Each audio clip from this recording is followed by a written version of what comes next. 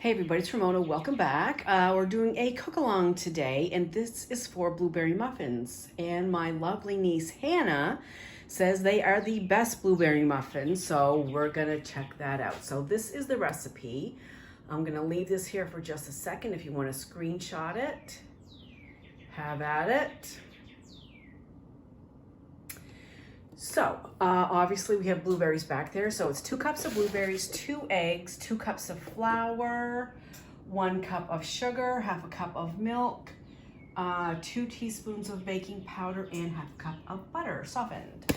So, I've never made this before, but last week my sisters and nieces, there was 6 of us, we had a little Facebook chat and possibly a glass or 2 of wine as well. And we're all just commenting on everything that we're baking, and we're just, my mother was a baker, my grandmother was a baker, and I think we've all got the baking gene. Not so sure about Joanne, but I think the rest of us do. But anyhow, so I was talking about the olive bread I've been making, which maybe I'll do a cook along for the olive bread on the weekend if anybody wants to see that. It is super easy. And anyway, Hannah was raving about these blueberry muffins. So she sent us all the recipes, so here we go. I'm just going to use a hand mixer today instead of the stand mixer. So when you're baking, you always cream the butter and sugar first. So that's what we're going to do right now. So half a cup of butter softened, and half a cup of butter is 8 tablespoons.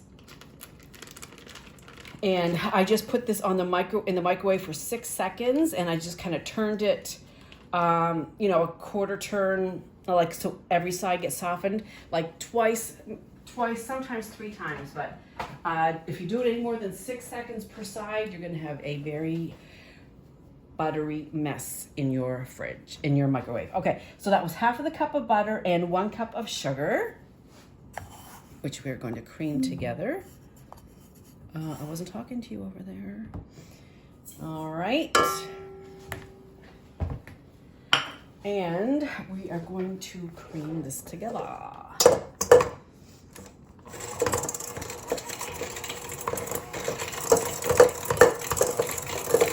And I probably should have used a different bowl. This is my stand mixer bowl, which has a hump in the bottom, but we'll make it work. And when you're creaming butter and sugar together, you have to really do it for a while, not a while, but till it gets very smooth and very light yellow.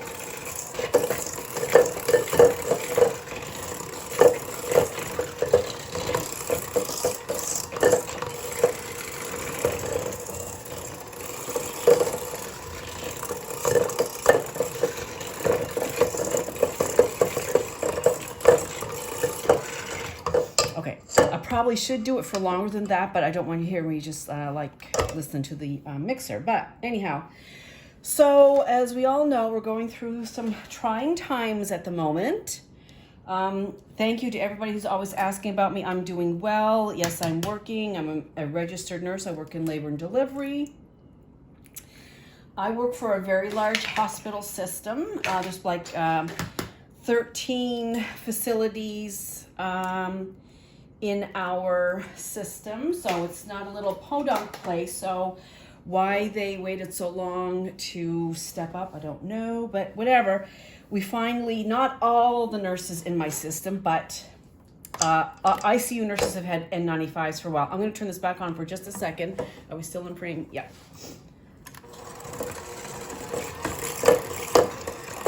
So we're going to get those eggs all mixed up. So ICU nurses have had their N95s basically since it started, but the other units have not. However, it was mandated that in the Journal of Obstetricians and Gynecologists that during deliveries, all personnel in the room need to have N95 masks on because it is a high-risk environment. There's lots of huffing and puffing and blowing and pushing, and lots of air droplets are expelled.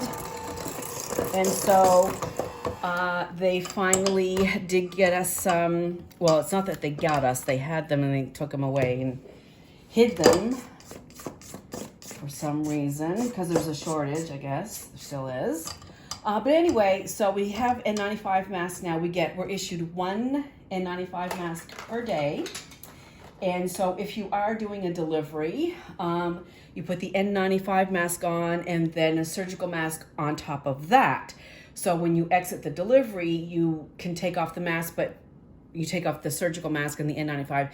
And then if you go back for another delivery or another procedure, you put the N95 back on, but you put on a clean surgical mask on top of that.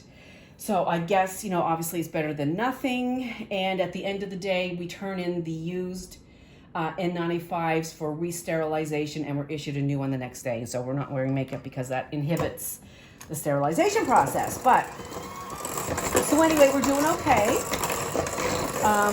My hospital yesterday, the current count was 70 positive patients in my facility, which is quite a bit.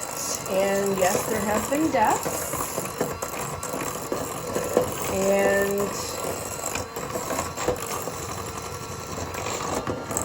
also, we did deliver a positive patient last week. Her baby was not able to go home with her. The baby is staying with a family member until mom has 2 consecutive negative tests. So I know she's pretty upset about not having her baby, but we have to do the right thing. And I hope you can hear me babbling through all of that noise. Okay, moving on. Okay, so we got the sugar, we got the eggs, we got the butter. Let's do the baking powder next. 2 teaspoons of baking powder. And the oven is preheating at 375. Now, the recipe says for, what was that? 1 teaspoon, I need 2 teaspoons. The recipe calls for 375 for 30 minutes. However, Hannah recommended taking them out a little early. She thought it was too long, but then she also said that her oven might be a little on the hot side, so I will check them after 30 minutes. So we're gonna go back and get the baking powder mixed in. Making sure it's baking powder and not baking soda. I've done that before.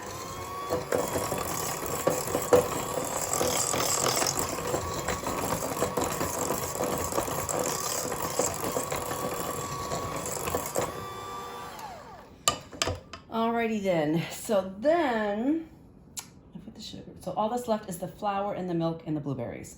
So it says to alternate, which I don't never, whenever it says to alternate dry and liquid, I never don't. I'm just kind of lazy like that. But because we're doing this the official way on the YouTube, we'll do what it says. Okay, sift dry ingredients, did not sift either. So sift the dry into the batter, alternating with the milk. So we have 1/2 cup of milk, and I need 2 cups of flour.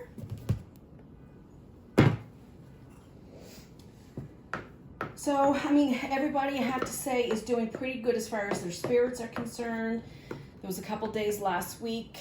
It was a little touch and go. People were kind of feeling it, myself included, and getting a little snappy. But luckily, I work with an awesome crew, and we all just we're just kind of there for each other and just trying to get through it the best we can. And, patients want to come in, and everybody's issued a mask down before they get upstairs, and it's like, do I have to wear this?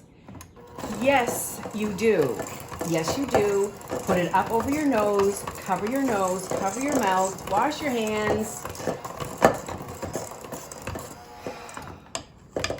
Don't get me started. Yes, you have to wear your mask.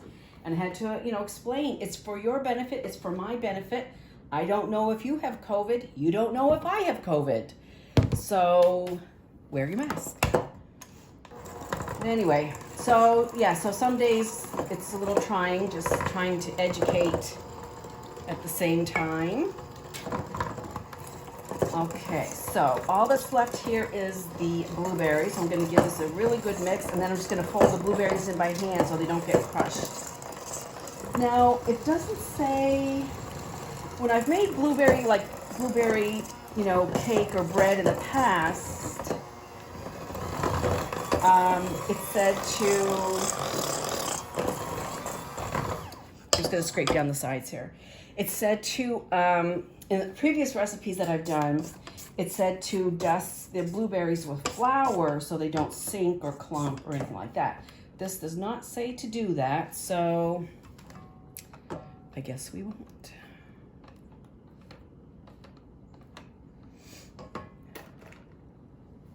We'll do one last. It's quite a heavy batter, I can tell you that. It's quite heavy. Okay, done.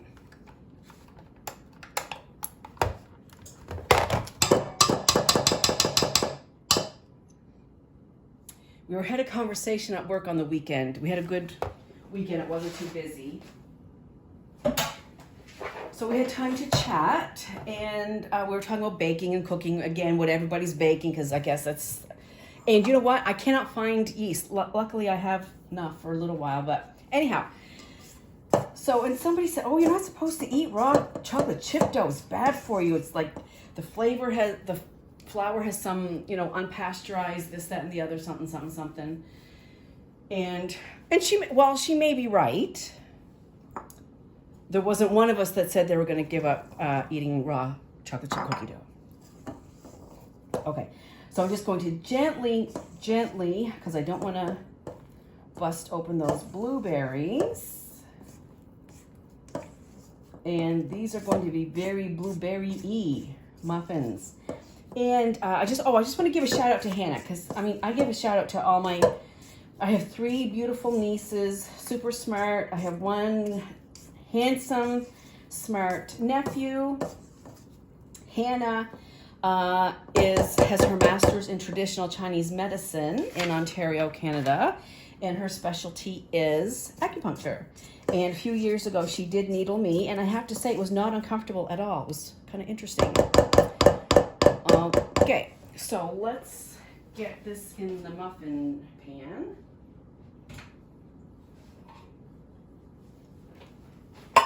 So I already gave this a little squirt of Pam. And I'm just going to use a cookie scoop here. So comment down below if you've been baking more than what you generally would. And if so, what are you baking? I'd love to know. I know, obviously, Hannah, Casey, my other niece, Casey. Claire's in university. She's busy. My sisters, Margot and Joanne, and my mother, we've all been baking, sharing lots of recipes.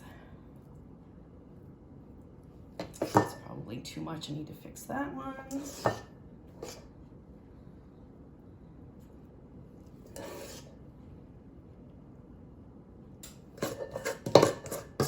So it's supposed to make 12, so obviously, well, it does make 12, but I need to redistribute the wealth here, because I did a little too much on one of them.